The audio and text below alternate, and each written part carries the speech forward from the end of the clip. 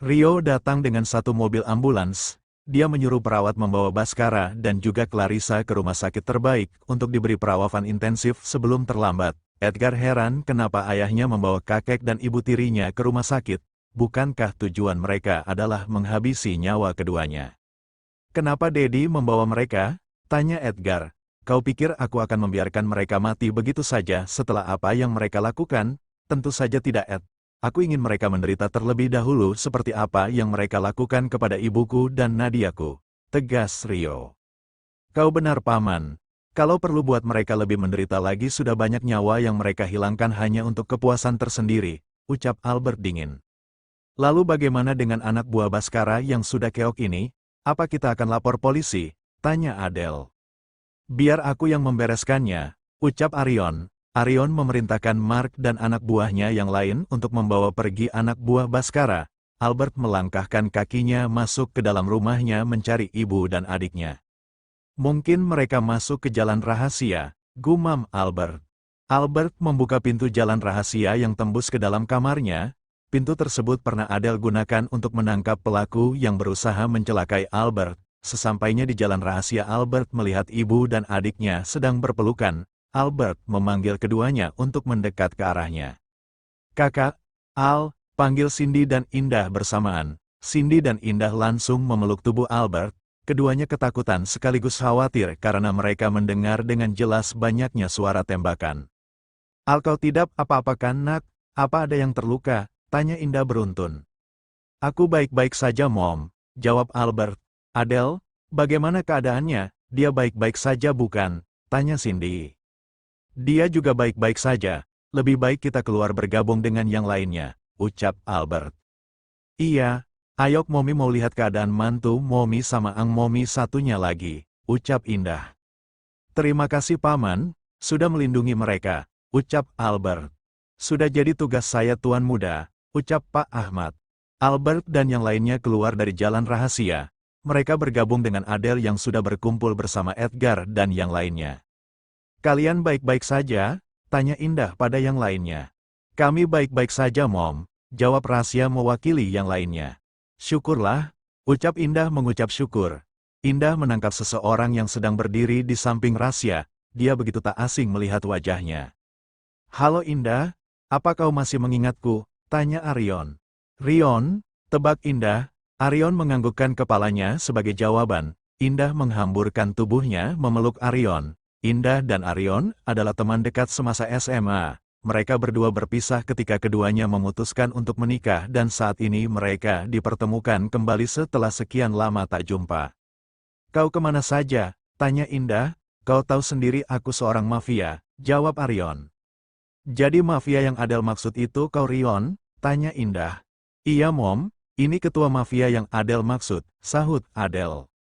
Lalu kemana Baskara dan Clarissa? Tanya Indah. Mereka sudah dibawa ke rumah sakit untuk menjalani perawatan intensif karena mereka mengalami luka tembak di tubuhnya, jawab Edgar.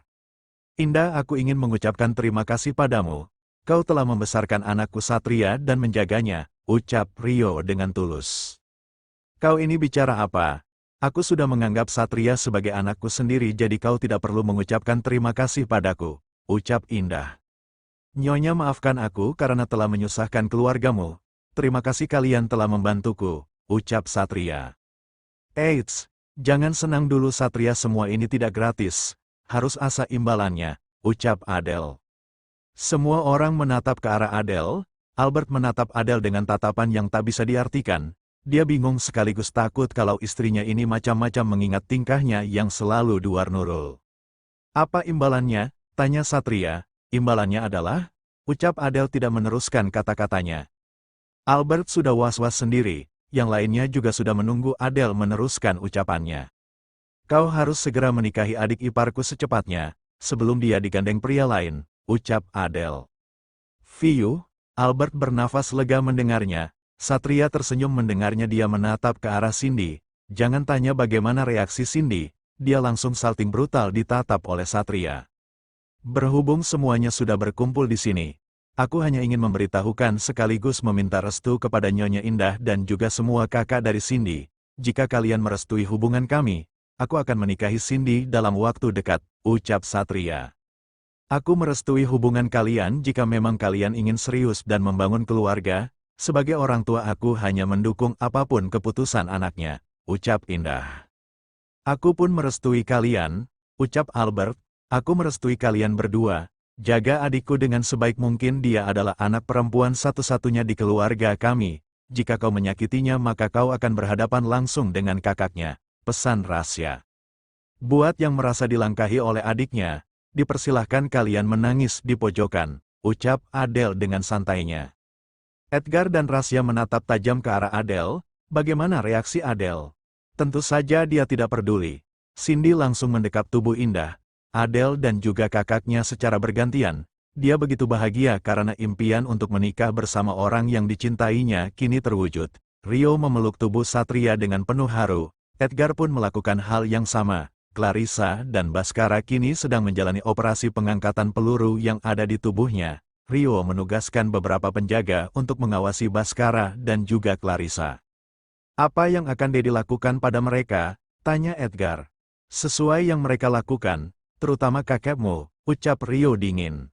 Beberapa jam kemudian operasi berhasil dilakukan. Edgar dan Rio kembali ke rumahnya dan meminta para penjaga memperketat keamanannya. 1 minggu kemudian, kondisi Clarissa dan juga Bhaskara sudah pulih. Anak buah Edgar membawa mereka pergi dari rumah sakit ke tempat yang kotor dan bau. Brooke, anak buah Edgar menghempaskan tubuh Clarissa dan Bhaskara sampai tersungkur di lantai. Rio berjalan tepat di hadapan keduanya. Mas, kenapa kau membawaku ke sini? Tanya Clarissa. Aku bukan suamimu, tekan Rio. Rio berjongkok kemudian ia menarik rambut Clarissa ke belakang. Clarissa meringis kesakitan karena Rio menarik rambutnya dengan begitu kuat. Lepaskan Mas, teriak Clarissa. Bahkan rasa sakitmu ini tidak ada apa-apanya dengan rasa sakit yang Nadia rasakan, amuk Rio. Rio melepaskan rambut Clarissa dari tangannya, dia kemudian pindah posisi menghadap kepada ayahnya. Dia mana Nadia? Berikan dia padaku, tekan Bhaskara. Kau ingin tahu di mana dia? Dia sudah tiada di tangan menantu pilihanmu. Puas kau telah membuat istriku tiada. Puaskah kau telah menghancurkan kebahagiaanku? Berang Rio. Tubuh Bhaskara langsung mematung di tempatnya. Selama ini dia mencari wanita yang sudah sah menjadi istri dari anaknya, namun tanpa sepengetahuannya Clarissa sudah lebih duku membunuhnya. Bohong, teriak Bhaskara. Untuk apa aku berbohong? Kau tanyakan lada menantumu itu. Apa aku berbohong? Emosi Rio semakin menjadi. Bhaskara menatap tajam ke arah Clarissa. Setnakan Clarissa menggeleng ketakutan melihat tatapan Bhaskara. Plak, plak, plak. Rio menamparkan wajah Clarissa berulang kali sampai ia mengeluarkan darah segar dari sudut bibirnya. Bekas tamparan begitu tergambar jelas di pipi Clarissa yang memerah. Tak sampai di situ Rio menarik baju ayahnya kemudian ia menghajarnya dengan membabi buta. Kekecewaan, sakit hati, emosi, dendam bercampur adik dalam diri Rio. Bhaskara melawan serangan Rio namun karena dikuasai oleh emosi dia kewalahan menghadapi anaknya sendiri. Clarissa hendak kabur namun segera dihentikan oleh Rio. Kau tidak bisa kabur lagi, ucap Rio. Rio memanggil anak buah Edgar untuk menyeret Clarissa ke dalam sebuah ruangan yang sudah tersedia alat pasung. Ia memerintahkan anak buah Edgar untuk memasung Clarissa agar tak bisa lepas darinya. Jangan beri dia makan ataupun minum walau sedikit pun. Lakukan apa saja yang kalian inginkan padanya, yang jelas aku hanya ingin dia menderita, ucap Rio. Boleh kami mencicipi tubuhnya Tuan? Tanya salah satu anak buah Edgar. Terserah kalian saja, aku tidak peduli, ucap Rio. Widih, mantap dapat gratisan, kita mana montok lagi, ucap anak buah Edgar. Rio meninggalkan Clarissa di ruangan tersebut, terdengarnya Clarissa memberontak dan berteriak, namun Rio tidak memperdulikannya. Bhaskara sudah terkulai lemas di atas lantai. Rio mengeluarkan senjata api dari saku celananya lalu memasukkan peluru ke dalamnya. Rio, aku mohon maafkan aku, ucap Bhaskara dengan lemah. Sudah terlambat, ucap Rio. Ceklek, dor, dor, dor. Rio menutup matanya lalu menarik pelatuknya mengarahkan senjatanya ke arah Bhaskara. Dia menembak tubuh Bhaskara berkali-kali sampai darah segar mengalir di bawahnya. Maafkan aku, ucap Bhaskara terbatas sampai akhirnya menutup matanya. Rio membuka matanya melihat keadaan ayahnya. Air mata mengalir dari matanya dengan begitu deras. Walau bagaimanapun Baskara tetaplah ayahnya, namun perbuatannya tak bisa diampuni. Pergilah, semoga kau bertemu dengan ibu dan juga istriku, minta maaflah pada mereka berdua, ucap Rio. 1 minggu kemudian. Indah sibuk mempersiapkan acara pernikahan Cindy dan juga Satria yang akan dilaksanakan 2 hari lagi. Para pelayan mansion sudah mulai disibukkan dengan tugas yang diberikan oleh Indah. Berbeda dengan Indah yang sibuk mempersiapkan acara lernimahan anaknya, Adele justru sedang uring-uringan di dalam kamarnya. Kakanda ayo dong ucap Adele kesal. Sayang, tolong mengertilah saat ini susah sekali mencari jambu air sama kedongdongnya, aku sudah berkeliling ke semua pasar. Toko bahkan supermarket pun sudah aku datangi, ucap Albert frustasi. Kalau begitu aku mogok makan, protes Adele. Albert menghela nafasnya kasar. Dia menyugar rambutnya ke belakang karena pusing dengan kelakuan istrinya. Sayangku, cintaku jangan ngambek dong. Sekarang kamu mau apa? Asal jangan yang susah, ya apapun akan aku turutin demi istriku tersayang, bujuk Albert. Adele terdiam, ia memikirkan apa yang dia inginkan. Tiba-tiba saja dia membayangkan seblak tapi yang dibuat oleh Rasya. Ya udah, aku ganti saja. Sekarang aku mau seblak Rasya yang masak tapi dia pakai wig perempuan warna biru, ucap Adele. Ya Allah, kenapa istriku semakin aneh saja kemauannya daripada singa betina ngamuk, mending turutin aja deh, batin Albert. Oke, aku mau temui Rasya dulu ya, ucap Albert meminta izin pada istrinya. Adele menganggukkan kepalanya dengan wajahnya yang sumringah.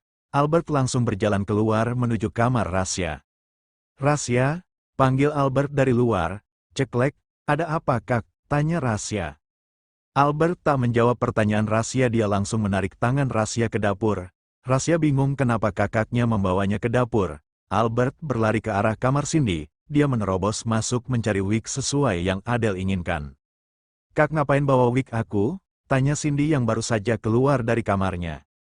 Pinjam sebentar, ucap Albert sambil berlari keluar kamar Cindy. Hij, dasar aneh, cibir Cindy. Dengan nafas yang tersengal Albert sampai di dapur. Perasaan Rasya sudah tidak enak melihat kakaknya membawa wig.